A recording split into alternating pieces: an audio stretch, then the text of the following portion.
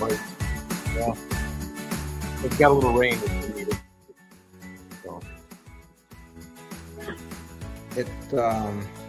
It hasn't stopped raining here.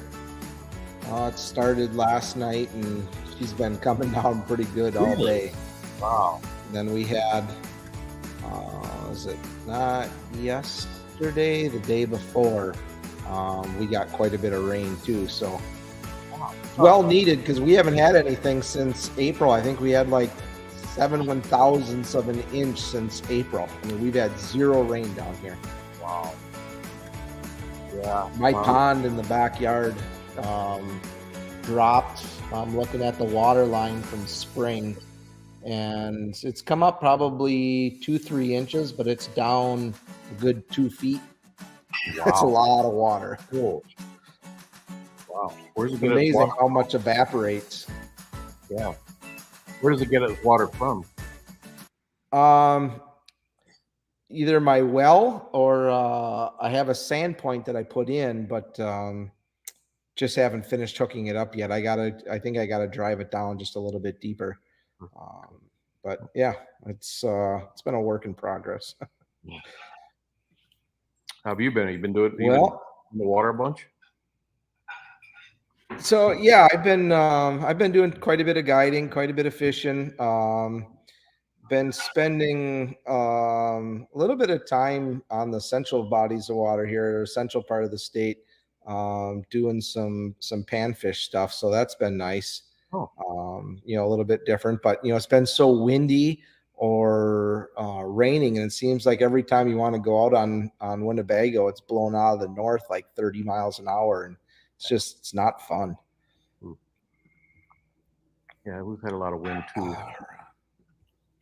Got a little spoiled after all that cold or all that heat we had. Yeah, we had, what was it, back in April, I think we had a week of like 90-degree weather where it was crazy. Yeah. Well, we'll give everybody here just a few minutes to join. Yeah, thanks for doing this. If you want, you know, we do it like once a month or something with you. Sure. Just give me a heads up. That'd be good. Yeah, just let me give it a heads up, and that's fine. How long do you do this? Okay. I mean, how long do you need me for? You can get off whenever you want. We can just start with you, do a fishing report, and then you can bail. We usually talk for about an hour. Otherwise, I mean, I'll talk about some of the Winnebago stuff and that too. But yeah, we'll go through everything with you, and yeah, pretty informal, pretty low key. Just you know, I want to ask you some stuff about the store too, and let you kind of get a good plug in there, and you know, just let us know what's going on. I see Katzer bought the rental place up north. Who did? Jeff Katzer. Oh, do you know Jeff? He was running Indian Shores there for a while. Yeah, I know Jeff. Yeah. Yeah, he bought the rental place in Saint Germain. Oh, I didn't know that. Yeah. I think he just took it. I think he just took it over here last week. I think what they call it now, Rocks Rental or something like that. Didn't know that. Is he still over at the Indian Shores? No, I don't think he is. I think he left. I think he's done there now, and he's just going to do his rental thing. No kidding. No, I haven't. He's probably been so busy. That's why I haven't seen him. Yeah. Weekly visitor. Nice. How's the fishing been up by you guys? No, it was really good up until the first cold snap. Week ago, when was that last? When was it? About a week and a half ago, and then it dropped off, and then it started to pick back up as it warmed up again. And I was doing really good on Thursday, Friday. It was just building, and I was thinking this is great. And then Saturday, that cold came in. I just kind of shut the door again. So it's been, last 4 days have been tough. In fact, I had one that we actually had a grandparents with their grandson. And it was his birthday, and after an hour, we said we'll just rebook it. It was too cold. It was 42 degrees, and the wind was coming out of the north pretty hard, and wind chill had to be right around 32 or so. I don't know. It was just cold. So. Yeah, it's crazy. Today, my trip today, I got a newlywed couple that was supposed to fish with me today, and I talked to him here yesterday. I'm like, guys, I want to have fun too. It's not just about going out and taking people fishing. I kind of like to enjoy myself, and knowing that it was supposed to blow out of the northwest at like 20 and rain all day. I'm like, can you guys fish tomorrow instead? And they're like, yeah, let's do that. So Good. Yeah, it's nice when you have the little it's nice. ability like that because you want Yeah. everybody. Yeah. Middle of the week. Right.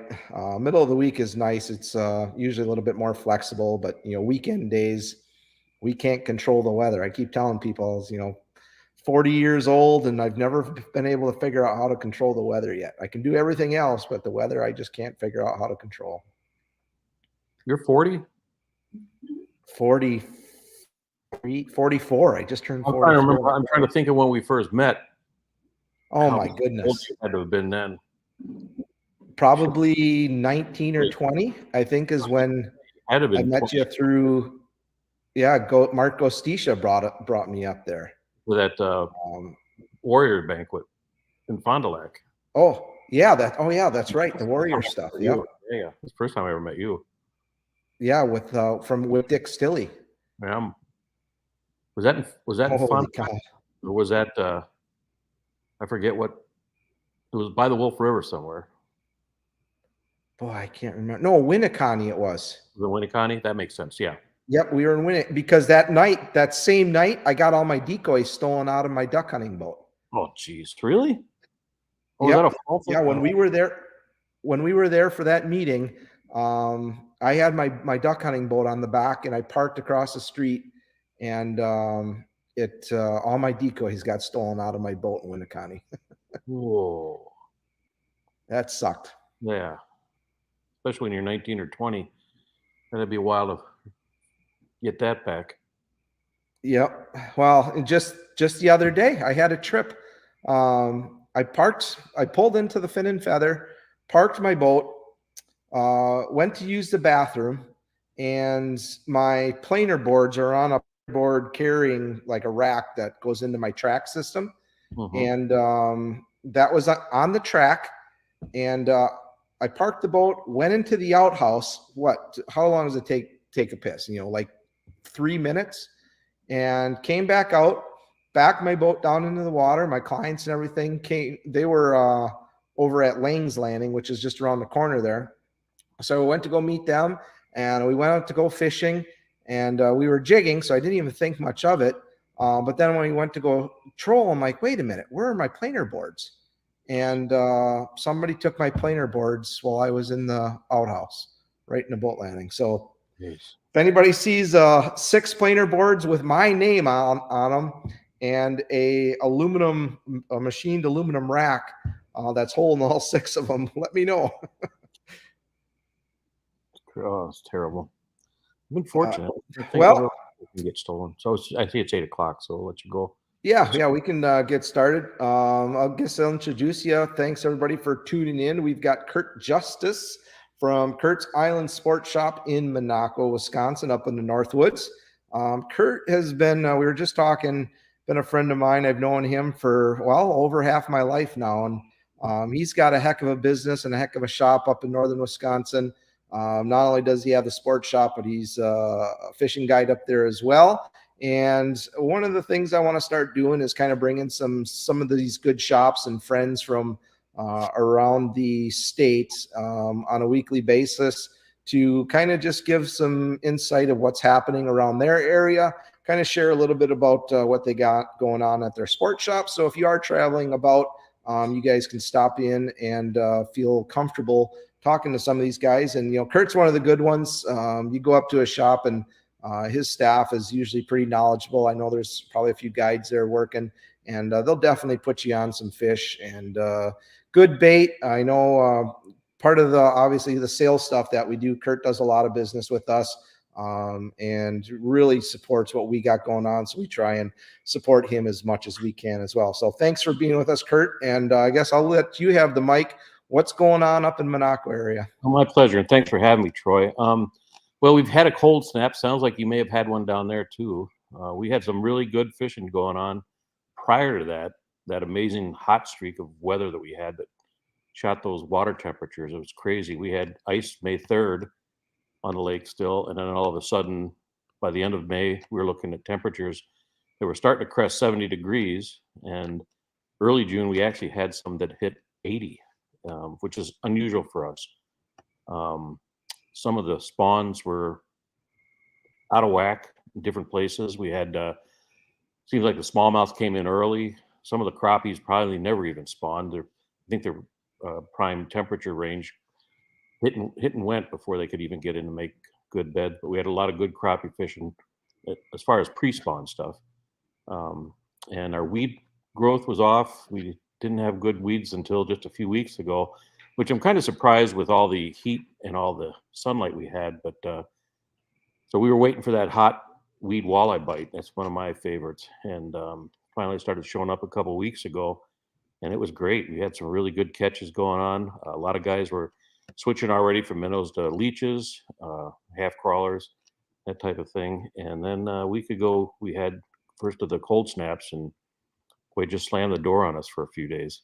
Started to pick back up, and then another one snapped in, and we're right back to trying to crawl our way out. It looks like tomorrow we got a little break. It looks like it's going to get back up into 70s. Those shallows will warm up, and the bugs and the minnows will start getting more active in the shallows again. And so I'm expecting some really good fishing through Father's Day weekend now. Good. So have you guys had the rain this spring? You know, down in the southern part of the state, we're bone dry the last couple of days. So, I mean, what's the weather been like that up there for you guys? And it's been really dry. It's amazing. The mosquitoes a few weeks, you might have had them down there too. A few weeks ago, the mosquitoes were just insane. I had to do a job up on the border, and I basically took my hat off, took a big heavy sweatshirt, covered my face. I looked like Kenny. I had gloves on, and the mosquitoes just about killed Kenny. Let's put it that way, because it was, luckily the dragonflies started hatching. The mosquitoes are down a bit, but as dry as it's been, it's amazing how many mosquitoes we have.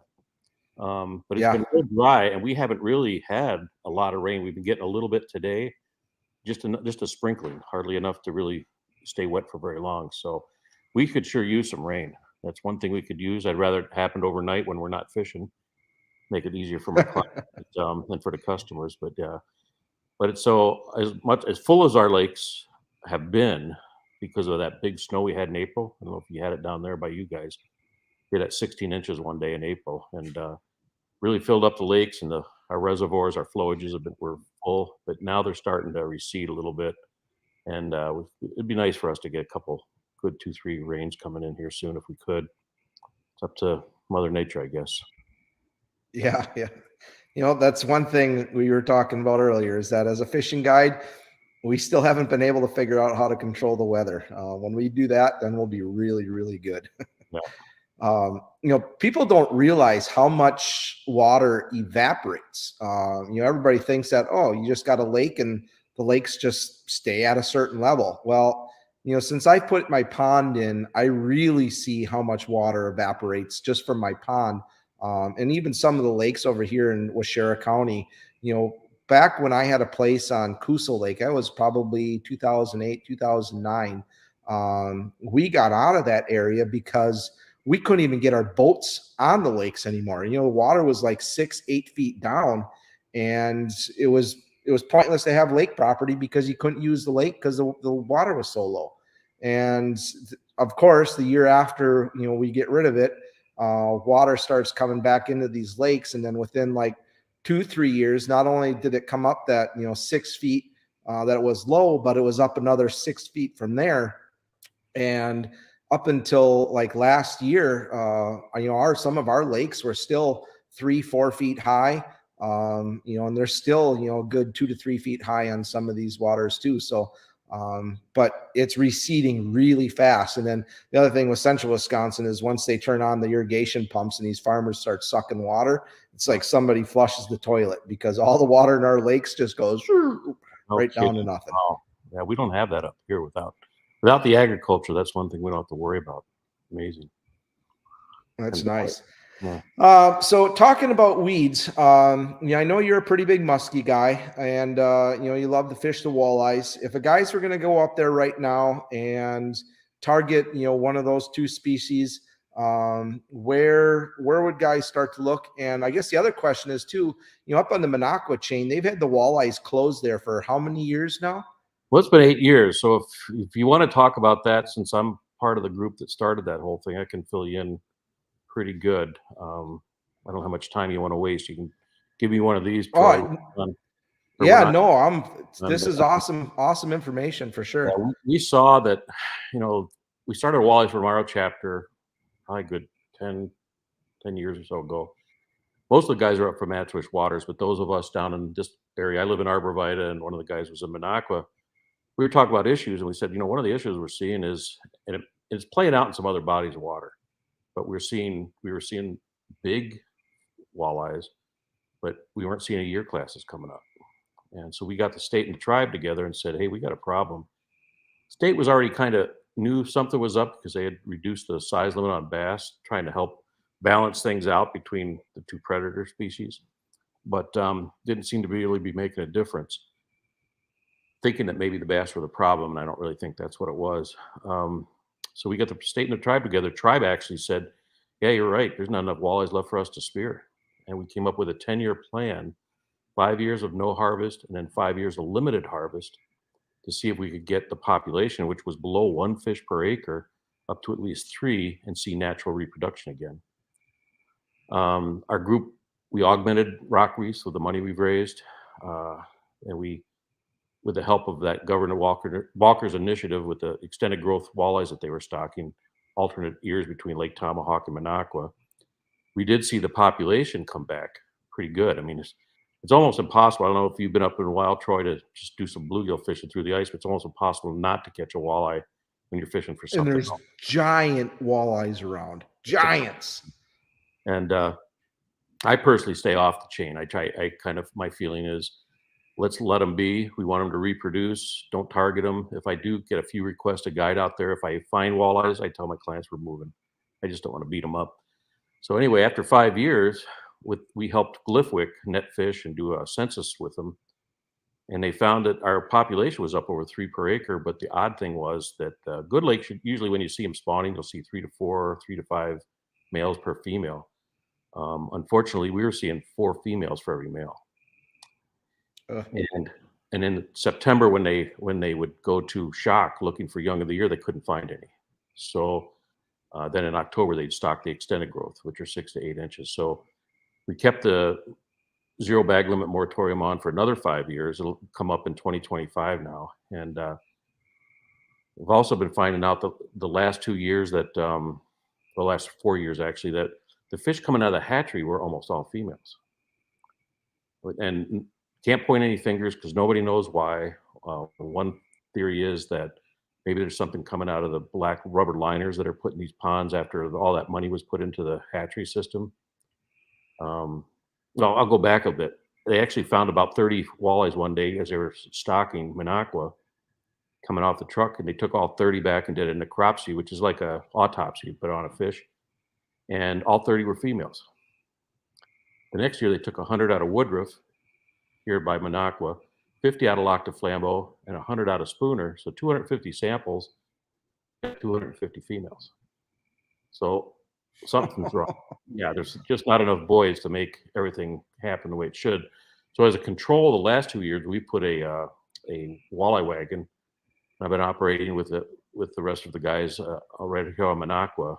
We raise our own fry and stocking fry as a control group, hoping that some of those fry. Now they're not going to have the success rate that the state's extended growth will have, but those fry would really, hopefully, we're going to get some males out of that and help turn this thing around. So it's been a long, arduous road because it's right out my back door. I'd love to be out fishing, taking people fishing for walleyes out on the Minocqua chain. Love Lake Tomahawk and certain times of the year Minocqua and Quagga for walleyes, but we're just trying to get this corrected. And I always looked at it as being a blueprint, hopefully a blueprint so that we could go out and use this as a way to fix other lakes that we're seeing the same issues. I don't know if you're having those problems down by you, Troy, but we've got some lakes up here with similar situations where we're seeing not a lot of good natural reproduction right now from our walleyes, unless they're out of the flowages, which are a river system, which seems like they always do well. So yeah, well, the nice thing about the Winnebago system is that's a factory, right? I mean, you've got the marshes, and you'll never hurt that system. I mean, they went here and Again, this is a whole episode in itself, going from that 5 fish to 3 fish limit. I don't think it was justified. I think it was socially driven. My analogy all the time is you look at what happened to Lake Winnebago. It's been a walleye factory forever. I mean, it's incredible fishery. Do we grow big fish? No, we don't. Every once in a while, we'll get a year class that'll get up into that upper 20s.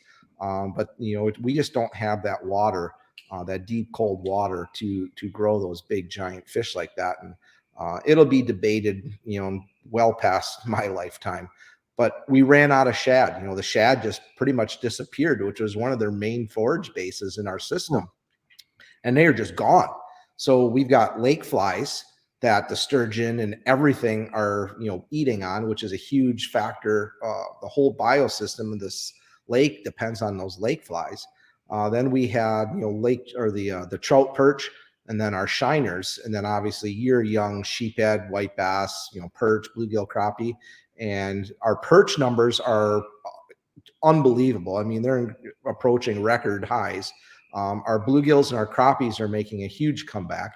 Obviously, a ton of sheephead, but the walleyes, they were finding is that I don't think the numbers necessarily changed, but when you go and you get your numbers off of a trawling, area, point A to point B that they've been trolling for however many years, say 50, 60 years, and you're relying on that data to give you accurate numbers. I just don't think that's right, because these walleyes use the mud flats to feed, and that's where they're going out and doing their trawling.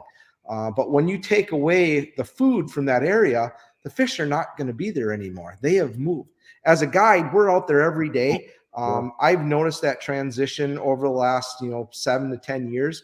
95% of the fish I catch are in 5 feet of water or less, and a lot of them in that 2 to 3 feet of water, because the fish have moved to where the bait is. My analogy is, you take a 200-acre forest and you've got mature trees everywhere. You've got, let's just throw a number, you got 50 deer in that forest. You go and clear cut that forest and take away all their food and their habitat. You didn't kill the deer, but what you did is you forced those deer to move. So they're going to other spots. And then you go back and you do a count on that clear cut forest and there's no deer left. Well, you didn't kill the deer, you just forced them other places. Same thing with Winnebago. The fish are still there. We're seeing more small fish than what I've ever seen. Huge numbers of year class fish. And people are just, the weekend warriors. They come out, they fish the same spot that Grandma and Grandpa showed them 30 years ago, and they don't catch any fish on the weekend. And they come back and they bitch about it online because they can't catch any fish. Well, go someplace else and try and figure out where those fish are, because they haven't just left. I get that the exploitation rate was getting pretty high because of the lack of bait fish. And we had, a few years ago, we had just a prime summer where the conditions were right every single weekend and guys were getting out and just annihilating the walleyes. But you've got, how many hundreds of thousands of acres of water that, you might take a percentage out, but that percentage is coming back that next year from the heart, from the spawn. So it's a political thing, just like it is anywhere else. And I'm all about protecting our resources and whatnot, but you got to be smart about it too. And, it sounds like what you guys are doing is doing, pretty good up there. Have you guys seen now in the last couple of years any, reproduction, or is it just all those big fish that are just growing up? No, just unfortunately, last year's shock in September produced 2 fish. And it's really disheartening for all the time and effort and money our organization has put into this. And also and it's hard enough on our little guides in the bait shops. And think about the resort owners that relied on that May and September and October walleye fisherman business. And they got to tell their customers, they've taken it the hardest. They've really had to tighten their belts and figure out new ways to get people to come up here. But the bass fishing is still good on the chain. There's lots of largemouth, smallmouth. Pan fishing is really good. Crappie population, which might be hurting some of the walleye population when you're in an enclosed system like that. I agree, when you've got a big body of water like Winnebago or our flowages, usually you see things pretty well take care of themselves, but sometimes on these smaller bodies, and Minocqua chain's not small, but sometimes you can definitely see a change. An example, years back, we had little arborvitae had a crappie explosion, and for 4 years in a row, had absolutely no natural reproduction of walleyes because the crappies were just annihilating them. Well, then the fishermen figured it out. They beat them up, and then the walleyes come back. So and there's still walleyes and crappies in a nice balance out there now. But these things happen. They're the ebb and flow of nature. Do you see, your fisheries up there? Is it a lot of local people, or is it the people from, the Fox Valley, Chicago, Milwaukee, Madison area coming up and doing most of the harvesting? Both. The locals I see in the wintertime, I see the locals fish. Most of the locals in the summer are busy working. I'm not exaggerating. There's locals that I don't see until winter, and then they're in because things slow down for them. A lot of people from places you mentioned, Fox, the Valley, Chicago, Milwaukee, Madison, also Minneapolis. And I'm shocked every time I hear somebody from Minneapolis. I'm like, why are they here? You got to buy a non-resident license, and you've got such great fishing over there in Minnesota. But I hate to say Right. it, part of it's because of some of the liberal bag limits we have compared to Minnesota these days. Now we do have lakes that are part of that panfish study that have limited harvest, 10 fish or something like that. But I was kind of shocked to find that out. I thought that was kind of surprising that people would come over here from the Twin Cities when they're not that far from a lot of great lakes over there that I'd like to go play sometime if I didn't have to make a living. Yeah. Yeah. So it'd be fun to do. You talk about that 10 fish limit, that panfish. What's your thoughts on just making that statewide across the board? Yeah. So I'm on a couple different things. Excuse me, Troy. I'm on the Conservation Congress. Because of that, I'm on the Warm Water Committee, and I was on the first year of the Panfish Committee study. I moved over to the walleye, so I'm in the state walleye team now. But so I sat through the first 2 years of that panfish study, and I found it very interesting. In a lot of places, I agree with it. I think that limited panfish harvest would really help the size limit of our fish. I want to say, because I've been in quite a few heated discussions about this, where I've been, I'm for it. We get a lot of people writing resolutions saying, "Hey, we want to see our lake go down to 10 fish," and there's a few guys on the Warm Water Committee upset with it. But we actually have a few lakes here, and if you're ever up and you just wanted a fish fry of 9-inch crappies, I point you in a direction because we've got a few lakes where I think they do need to be thinned out, certain fish. I find out that the panfish study, they call it panfish, but it's always bluegills and crappies they're studying. And I haven't really seen much for, perch study being done. And perch are so key to our walleye population up here. So I'm all for it. In fact, I don't know if you asked this question as a lead-in, but I actually wrote a resolution for the willow flowage to drop that crappie or panfish limit to 10 fish. It's got some, I don't know if you've ever got to fish that one or not, but it's got low density, but great size potential. Goes big fish, but in the fall, the people know where they're at, and they pound them, especially the crappies. So, and, I don't know. I guess I haven't really talked to you about it, Troy, but my feeling is if you had 10 nice bluegills or 10 nice crappies, that's a pretty good catch to put in your freezer. It's 20 fillets. I mean, when you go out for a fish fry, you typically get like 4 to 6 fillets per person. Exactly. So if you go out there, with you and your wife or you and a kid or two, and you bring home 20, 30 fish at most and 60 fillets, that's more than enough for a meal. Yeah. And most of these guys, central Wisconsin is very targeted because of the small, deep little glacier lakes. It's the closest thing we have to your neck of the woods, I think, anywhere else in the state. And we've got a series of really small lakes that are very fertile, that grow very large bluegills and crappies. And they get not so much pounded during the summer, but on their beds and through the ice when they're the most vulnerable. And these guys just pillage these lakes. And then they wonder why, every 5 to 6 years that they can't catch anything because these things just go in a cycle. I hear this all the time. And yeah, I mean, people just don't understand it. And, I work with the guys here in Wild Rose, and try and do as much advocating as I can to promote that 10 fish. And we're getting more lakes, it seems like, every year on that with the Conservation Congress writing resolutions, and more lakes that are really getting pounded. The good lakes are starting to get added to that list. So, and we're already seeing the benefits on some of these lakes that have been in the program here for the last few years. We're seeing the benefits. The fish are coming back. The size is great, but really we're starting to see more fish come into the lake. So it's awesome to see. I agree. There are those lakes that especially up by you. We don't have crappie lakes down by us like you guys do. There's maybe 2 or 3 lakes where I could consistently go out and find crappies, but we just don't have that. The water like you guys have up in northern Wisconsin. I don't know why that is. They've tried stocking crappies in a bunch of these lakes, and they just don't naturally reproduce. Then they just get harvested, and they just never replenish. So unless they get stocked into these small lakes, that's it. I mean, once they're gone, and then it's just kind of a vicious cycle. It's just we've got a few fish. What's that? You said it's just a put and take then. Yeah, that's all it is. Yep. Yeah, it seems like once these crappies in these lakes get to 10 inches, they're gone. There's a few that survive, and you might catch them, but they just don't naturally reproduce like the bluegills do. And I don't know why that is. I guess they've tried to figure it out, but they just keep putting fish in, and people keep taking them back out.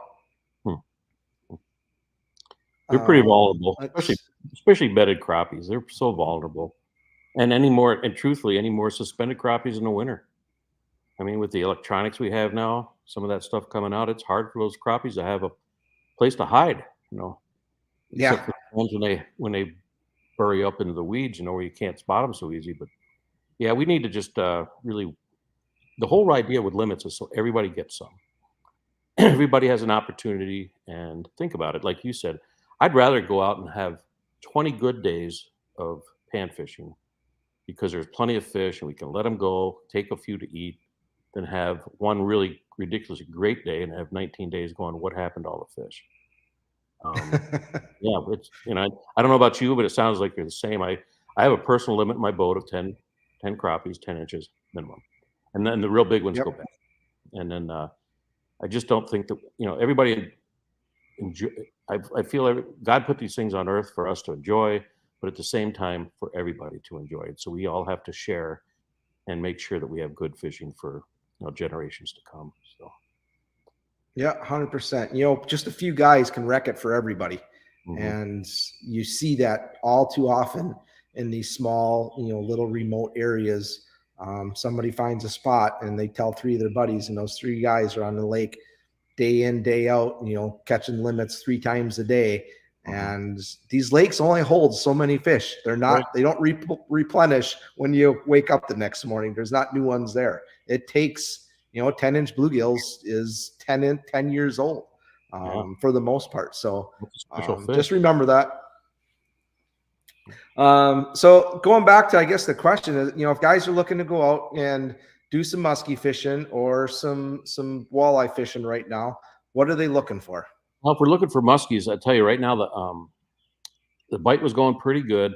I haven't been doing any yet. Oddly enough, I've been doing all walleye fishing right now. But I don't know. Jake Smith, Russ Smith, Smitty Tackle. They, I'm pretty close to Jake, and they've been doing really well.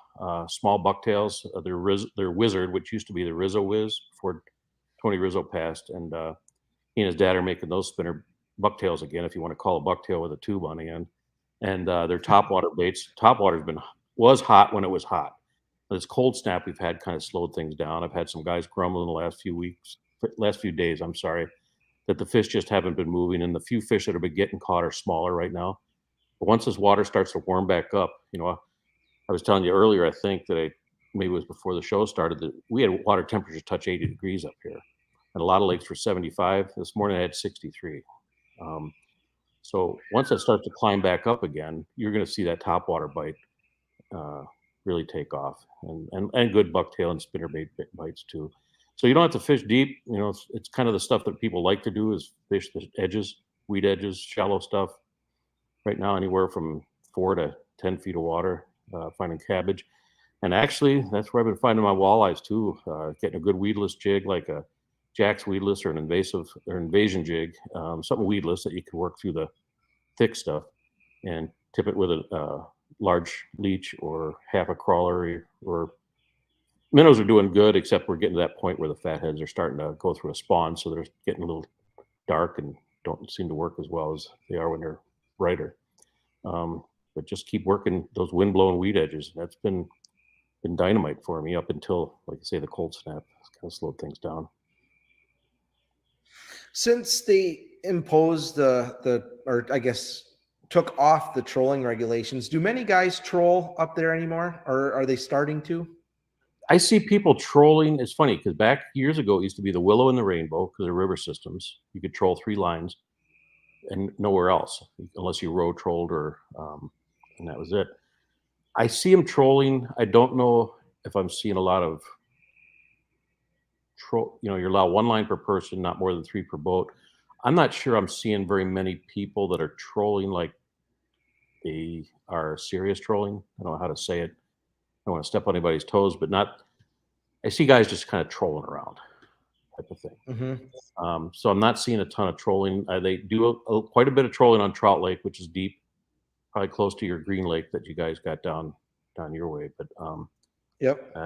otherwise, I don't see much of it. I don't see much at all. You know, it's on the flambeau chain, they do a little bit, but mostly if it's after dark, the guys that are really serious guys are doing it after dark for walleyes out there.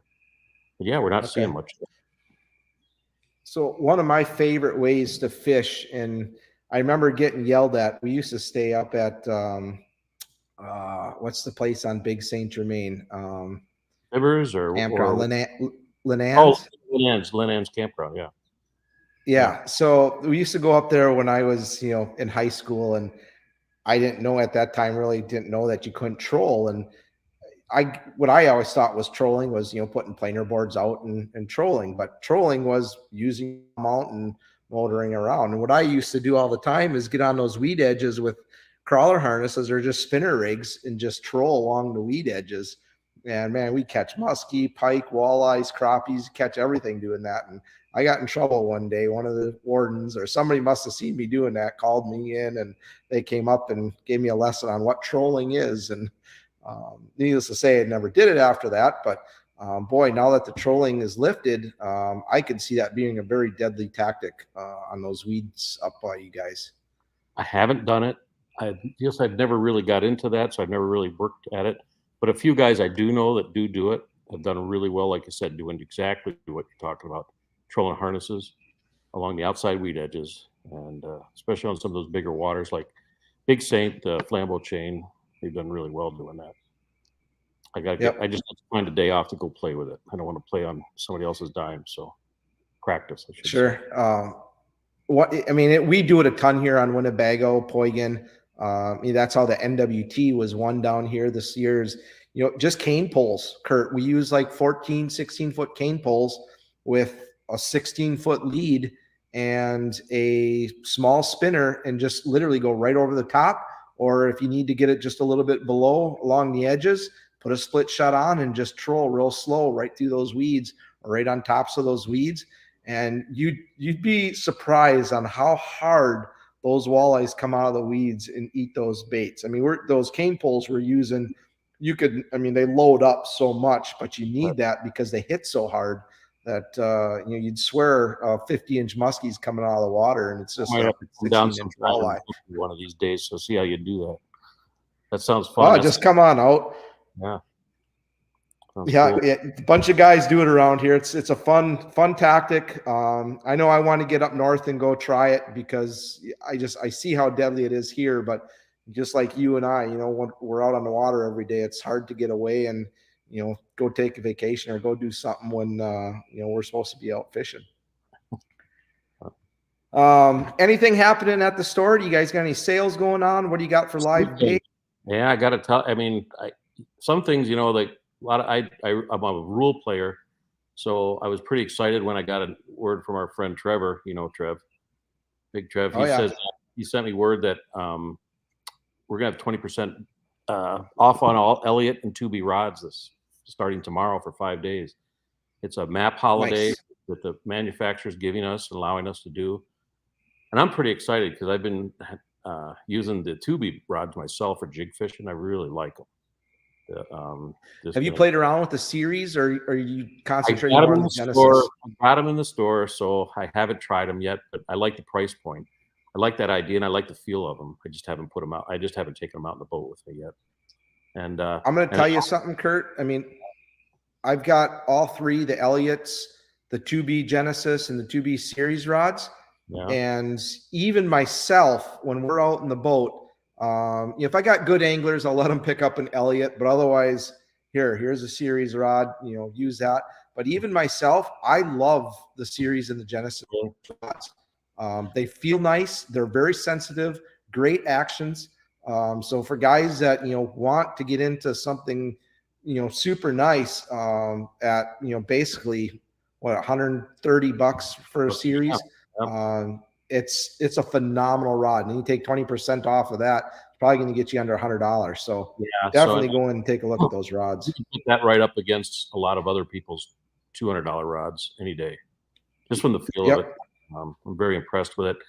The other rod, and I'm remiss if I can't think of the name of the one they're coming out with, and we've been honored to be the only shop in Wisconsin to stock it. The Identity series. Series. We're going to have those. We got the order in, so we'll just wait to see when they show up. But so that's kind of the exciting thing, I think. I want to get more people, not because I'm selling them. I'm selling a lot of different rods. You've been in my shop. I've got a lot of stuff, but I've been really impressed with that company's rods, the Elliott's and the series and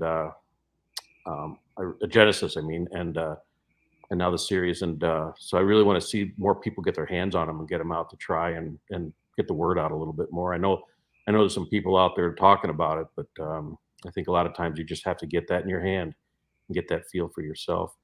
Live bait's been a good, it's always a big thing with us. Bait's been as usual. We always hear every year it's harder and harder to get, and part of it is the wild bait business. It's the people going out to do it. I mean, how would you like to go out in the swamp right now and dig for check traps? Everybody's crabbing about the leech prices, and I don't blame them. But at the same time, I'm thinking, man, I wouldn't want to be out there. The guy setting the traps for the red tails and seining for dace and stuff in the spring. But so wild bait's getting to be a tougher one. I keep thinking in the future someday we won't see much for wild bait. It's almost everything we're going to have will be pond raised as restrictions get tighter and tighter on the people that collect it and finding the people to collect it. So that, and then just the cost of everything. I feel bad. People come in and look at prices, but with energy prices, fuel prices going up, of course, everything just keeps going up. But we still seem to carry a good wide variety. I try to get my hands on just about any kind of live bait that you can find. We sell a lot of thunderbugs this time of year for the bluegill enthusiasts, and which are dragonfly larvae, and a lot of leeches. We go through a couple 100 pounds every 2 weeks, so we're really moving the leeches, and trying to think if there's anything that's out there that's really a hot item right now. We're kind of seeing just a mix mash of a lot of different. The one that always gets me the most is this whole plastics thing on bass, the wacky worms and the Ned rigs. I've told this story 1,000 times to my customers, but when the first person asked me for a wacky worm, I thought, what are you talking about? I looked it up. That's the dumbest thing I've ever seen. And so I ordered them some, and then I ordered the next guy some, and I ordered the next guy some. Now, if you ever stop in my shop, you look at the wall and see how many SKUs of wacky worms we have. It's insane. And then they came out with a Ned rig. I didn't think anything could be simpler than a wacky worm, and then they come out with these Ned rigs. And it's crazy. So, yeah, I don't think anything's really replaced either one of those as our hot bass tickets anyway right now. Pretty simple. So, a couple things that you might want to take a look at. I'm sure Trevor's probably talked to you. We're doing Z-Man now. Oh yeah, Z-Man. Yeah. Awesome stuff. But they've got a a bluegill bait that I've been using and throwing. I've tried a lot of plastics for panfish, and I don't know what it is, but this one here has definitely gotten eaten more than any other plastic I don't know what it is. I know it looks so much like a thunderbug. It's the closest plastic I've ever seen to a thunderbug, and these fish they mow it down. And the crazy thing is you can catch 100 fish on one bait. That Z-Man elastic stuff is pretty crazy. But the Ned rigs, everybody's bass, bass, bass. Do yourself a favor and go start throwing it for walleyes. I caught Because walleyes. these walleyes, oh my goodness. Now I've gone as far. They've got another bait that's called a hula skirt, which is, the Ned rig has two different size tails. They've got the micros that are, just a couple inches, and they've got the XLs, which are a little bit longer, but then those hula skirts are like 5 inches long, and they've got little tentacles. And I'm telling you what, those big walleyes up on Green Bay cannot resist those things. Okay, yeah. And it's been incredible. I fished that NWT with Danny Ploutz. Dan Senior? I know of them. Never met either one. But he's up by you now, but Danny had never even heard of any of this stuff, and I kind of showed him, gave him a few, and he ends up cashing a check on my stuff and my spots. But is what it is. I just like to think that I was a good teacher at that point. But so many of these bass baits are being utilized for walleye fishing. Chatter baits, the small micro chatter baits. You want to talk about a walleye just destroying things in the weeds. Take a small white, chatter bait and just slow reel that thing through the weeds and watch what happens once. You're going to catch more walleyes than you are bass. And all these bass tournaments that happen on Winnebago system, I go and I talk to these guys at the landing and just try and be nice. And these bass guys, they don't care about walleyes, so they'll always share information with you. And they always tell me, yeah, we caught more walleyes today than we did bass. I'm like, well, what are you using? Ned rigs, chatter baits, spinner baits, stuff that bass people would use, but most guys wouldn't even think about using, for walleyes. But then again, it goes back to what we talked about earlier. These fish are not out in the mud flats like they used to be. They're up in the weeds. They're up feeding shallow, and that's where these guys are getting them. One quick, it goes way hundreds of miles away from here on this, but this April, Shell and I went down to her folks down on the Panhandle of Florida and did some fishing from kayaks and stuff. And my buddy was with, and we were using different paddle tails, and his favorite was the Z-Man. They have one called it, I don't know why they call it the trout secret or something. And he was tearing them up. And the nice thing was he caught more sea trout and flounder than I did on these things, but also he had used fewer baits because they just held up. And those fish, those fish have teeth like trout are like a walleye down there. And then the flounder, they got teeth too. But so then I get back and Trevor goes, hey, we just picked up Z-Man. I'm like, oh, great. We've always carried Z-Man, but now we'll carry even more now because I've got such a good relationship with Trev and all those people from Eskimo and Elliot and all that. That's just been a good relationship with the artisan. We've got a pretty good crew, guys. I wish I could, come up and do your part of the state more, but Trev got that delegation. I get to handle more of the distributors and more of the Michigan accounts. But yeah, we've got a pretty good team of guys, and it's been a fun journey. And we're just getting started. I'm looking forward to going down to ICAST here in July and seeing what's all new, and should be a lot of fun. You've come a long way from that kid I met. 25 years ago. It's Kurt. Once this stuff gets into your blood, man, we don't know anything else but fishing. You had the passion then, I could tell. It's all you thought about, all you talked about. Because that's all we. Anyway, my wife's watching too, and she some days I don't think she understands that this is more than just a job. It's it's what we do. It's what we're just born to do this kind of stuff, and once it's in your system, you'll die with it. So it's I guess there's a lot worse things you could do. Yep. Well, so you got the sale this weekend. Father's Day's coming up this weekend. People Weather's going to looking get better. for, We're hoping weather's going to yeah, be weather's better. going to be We're hoping good. that people will be coming. Enjoy the outdoors. Get out and fish. Wet a line. Take your dad with if he's still around. That's one of my big Do misses. you got gift certificates for both guiding and the store people can Yeah. buy? Sure. Yep. Definitely. And like you said about the Perfect. help, I appreciate you mentioning them because I've got a really nice staff. They're very good about the whole idea for us is we want people to have a good time, be successful, so they can, keep coming back and enjoy their fishing. The I get the, you pretty much are up there and doing what we do and traveling around and, seeing all these different bait shops and these mom and pop bait shops. And it's a sad thing right now because those good stores are drying up, and it's just, the lack of help. The people that started those stores are getting up in age, and they just don't want to do it no more, and they're just closing their doors. And when these small mom and pop bait shops start closing, I think there's going to be a lot of people that are going to scramble. People that go and buy the box stores, and granted, the box stores pay our bills too, on the sales end of things. But when it comes time to patronizing your local guys, my money goes 100% to local people. They're the ones that are giving you information. They're waking up at 5 o'clock in the morning to get you guys live bait when you want to go out fishing. They're there late. They're doing these events. They're providing information that nobody can get at a Fleet Farm or a Cabela's. These people that are working at these box stores are high school kids that, could care less. All they want is a paycheck.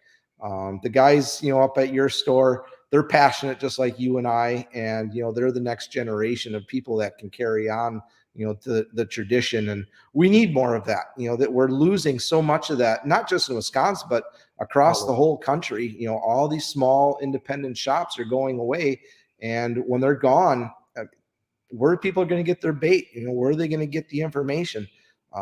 It's a sad deal. It is, and I appreciate your bringing that up. It sounds like if I bring it up, I'm trying to just play favorite to my own business, but I feel the same way. I'm very independent business owner, pro-choice on the business owners that are out doing it. And I've had this conversation many times. Well, I can get it for 50 cents. I can get this Rapala for, 50 cents cheaper maybe at the big box store. But I always say, can the guy behind the counter show you how to tie the knot to make that thing work right? Or Yep. can you point out the directions to the lake? Is he going to give you a tip on where to go? So yeah, I know money drives everything, but do support your local bait shops.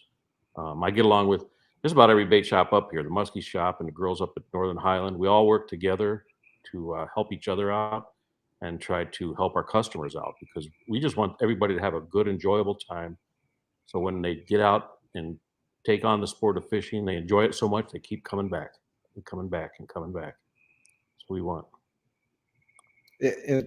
And I commend you guys for that. You guys, and truthfully, I hate the people that go into the stores, right? They walk into your store or walk into an event and they're looking at a product and they pull out their phones like, oh, I can get it $10 cheaper at Amazon.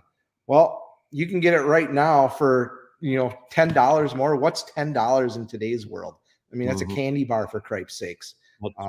Your cost, your pricing is in a lot of times better than some of the box stores. So people that are afraid to go shop small stores, don't be afraid. Go in, because not like I said, not only are you going to get the product, but you're going to get a guy that is going to take care of you on both ends. Let's say something happens, you can take your product back to a box store and they're not going to do anything for you. You take it over to Kurt's and something happens, they're going to get a hold of one of the sales reps, or they're going to go that extra mile to make sure they're taking care of you to get you back on the water as fast as you can. Yeah, I'm going to call Trevor or Troy and say, hey, get this guy straightened out. That's what we're here for, though. We enjoy that. I love taking care of customers. Yeah, and along that line, they're employing. I'm not saying not just myself, but we're employing local people, and the money stays in the community. I know a lot of us get hit up constantly for donations, and we support a lot of organizations. It's, it's not that money is just going in somebody's pocket. It's getting spread around, and it's helping to keep that little. I always say I'll go spend extra money at a local shop because I want him there or her there when I really need her the most. And Yep. you just want to see them survive, and it's getting tougher and tougher with the internet and big box stores. But there's a few, and there's a few good ones, real good ones out there, and I think it's kind of cool to get to go into different shops and see how they do stuff. And I could sit here and talk about Becky Smith down there, and down at Yep. Nick Smith's, or you can talk about the Muskie shop up here, or John over at Ross's and Phillips. He does a great job over there. So just, whatever you do, if you're close by one of those locals, go in there and spend a little time and spend a little of your money and show them that you appreciate what they do for you. Hey, how's our buddy Tadpole doing? He's doing pretty good. I haven't had a chance to talk to him in a while, but I'm sure he's over there selling ice cubes to Eskimos, if that's allowed to be said anymore. You know him; he's a silver-tongued devil. So he'll. See him more in the wintertime, probably once a week in the wintertime. This time of year we're so busy. My wife probably sees him more because she goes over there to buy her gardening stuff from his wife's side of the business over there. But he's doing good, I'm sure. Sure. Yeah. Well, it seems like every time I see him or talk to him, he's in the middle of selling the place, and that's been like 15 years straight. He's probably trying to get you to take the hint. Well, sir, hey, I appreciate it. Everybody that's looking to get out, you can go on Facebook and find Kurt's Island Sports, or if you're driving through Minocqua on your way up to God's Country, stop in at the store. He's got a whole bunch of everything. Even, once you get into deer hunting season, small little hunting supplies and corn and firewood and all kinds of stuff. So one of these days, Kurt, we just need to get out, and I don't think we've ever spent any time on the water together. And we gotta make it happen. Or on the ice. So now I want to go cane pole fish trolling with you now. After that, that's something I always want to do, something different. That would be different. I'll bring my boat up and I'll just go up there and show you up on your waters. All right. I need to get away, so we got to find a middle of the week thing here, and I'll come up for a couple of days, and I just need to get away from this water too. And I've been trying to find an excuse to come up there, so that'd be good to come up and we'll get out on the water. All right, sounds good, Troy. Thanks for having me. Thanks, Kurt. Thanks for anybody. Yeah, we'll try and make this maybe like a monthly deal with you, and have you give a fishing report for everybody. All right, sounds great. We'll do. All right, have a good night. You too. Thanks. Happy Father's Day to you, man. You too. Thanks, Troy. Okay, bye. All right, so that was Mr. Kurt Justice from Kurt's Island Sports in Minocqua, lifelong friend, and just all around one of the good guys in the industry. He is he's a stand-up dude. He's got one of the best small shops you can pretty much go into. Great people working. Huge selection of everything from bass, muskie, walleye, panfish. Great ice fishing destination spot. Always one of those things when you're going through Minocqua. That's definitely one of the spots I stop in just to say hi and see what he's got hanging on the wall. So I guess back to what we got going on over here in the Winnebago system. This last weekend with Merck Nationals was quite interesting. We've got that notorious northeast wind on the second day that really shut down a lot of guys. We had a great Saturday. Fishing was awesome. Everybody caught fish. Sunday came around, the wind switched and really blew, and it was difficult. I was able to put a few fish in the boat on Sunday, but it was definitely a challenge trying to fish in that wind. And then we get a little bit of cold front, some rain, and things are going to heat back up here now the next couple of days. So Otter Street this weekend should be a slam fest. The walleyes in Winnebago have been biting very well. Guys are getting fish, trolling out in the mud flats. A lot of fish in the weeds right now have been doing really well. fishing off the edges of the reefs. If you got any bit of winds, the rocks have been doing really good. Seems like on the calm days, the fish have been moving off the edges a little bit. Same thing out on Poigan. Guys doing a lot of trolling out in the horseshoe. Been catching quite a few fish, a lot of eater-sized fish up on the upper lakes.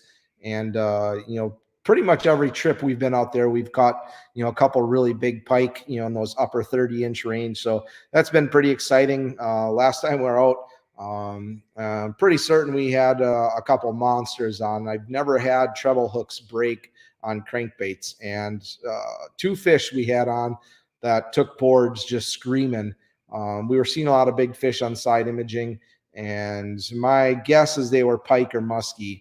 And had 2 crankbaits break hooks on me, which I typically don't see, especially since I change out all the hooks to some good hooks. And it was definitely a lot of fun for the guys, a little bit of excitement. But we'll be back chasing fish tomorrow out on Winnebago. I want to wish everybody good luck and happy Father's Day for the Out of Street tournament or Battle on Bago this weekend. Should be some really good weights, like I said. Out on the central small lakes here in Waushara, Apaca, Green Lake, Marquette counties, I believe most of the bluegills now are just getting off the beds, and we'll start targeting here. What you want to look for is on the hot sunny days, those fish are going to move out over some deeper water. They're going to be underneath the, swim rafts are great places to go look. Or if there's any cribs around, go start targeting those deeper cribs. But most of the fish you're going to find are going to be off the edges of the weeds, closest to wherever their beds were. If you got side imaging, you'll be able to drive around and still see the craters where the beds and stuff were. And just find the closest weed bed, some cabbage or some coontail or, anything that's growing up, nice and high. And just, throw some slip bobbers or throw some plastics along the edges or even right into the weeds and just slowly work it back. And you'll get some nice fish that way. And then typically towards evening or, that last hour, those fish will start to move back up to the shallows, or what they're going to do is they're going to come up to the surface and start feeding on bugs. And that can be over 30, 40 feet of water. Best thing there is if it's calm, just use your eyes. You'll see the fish surfacing, and a lot of times there'll be bluegills, crappies, and everything mixed in. And just go chase down those schools on the surface and just start throwing small plastics to them. Try and get away from using bobbers because a lot of times those bobbers will spook the fish. So, what I take is typically just a small little tungsten and a piece of plastic and, launch it out there as far as you can and just kind of slowly swim it back, and you'll get bit. No problem there. Let's see, catfishing. Some nice flatheads are starting to be getting caught. We're waiting for the bait guy to deliver some bait. We're having some bait issues trying to find some suckers. So if anybody's got any tips on where to get some suckers around the Oshkosh, Watoma area, let me know. We're looking for some, 10, 11-inch suckers or so for those flatheads. And we'll get out there and start chasing a few of those things here in the overnight hours. Other than that, that's really all we got. Fishing's going to get good here. It looks like our extended forecast is finally going to get warm and stay warm. The rain has been definitely needed. Could definitely use a little bit more, but do want to have some nice days too to enjoy, the weather and to be able to get out and fish. So if it rains, like Kurt said, if it rains during the night, we'll be happy with that. It can stay sunny during the day and rain during the night. It's kind of like burning tires at night. When you burn tires at night, they don't smoke. It's kind of one of those things where you learn. Just kidding on that. All right. Well, good luck to everybody this weekend. Again, happy Father's Day. And if you have any questions or looking to get out, you want a gift certificate for anybody, I've got gift certificates available. Full days, half days, ice fishing, open water. And, we'll take care of you for certain. I've got a newlywed couple coming out and fishing with me tomorrow. So excited to get them out and get on some walleyes. And we're going to have a good day in the boat. I've got a video here I will be uploading for my friends at Rush Creek, going over all the rod racks that I installed. Please take a look at that stuff. Amazing. It's so nice to have everything organized and off the floor. I can start to walk around in my boathouse again and not have to trip over rods. So that has been very, very long overdue. And I got some pictures and some video kind of showing and explaining the different models and stuff that they have there. So thanks to them. But thanks, guys, Brooke and Bobby and Steph. Everybody's drinking some adult beverages probably and watching this. So you guys should be in bed. It's past your bedtime. You have to get up early for work and get back to bed. All right, guys. Thanks for joining in, and we'll catch you guys next week. Have a good weekend.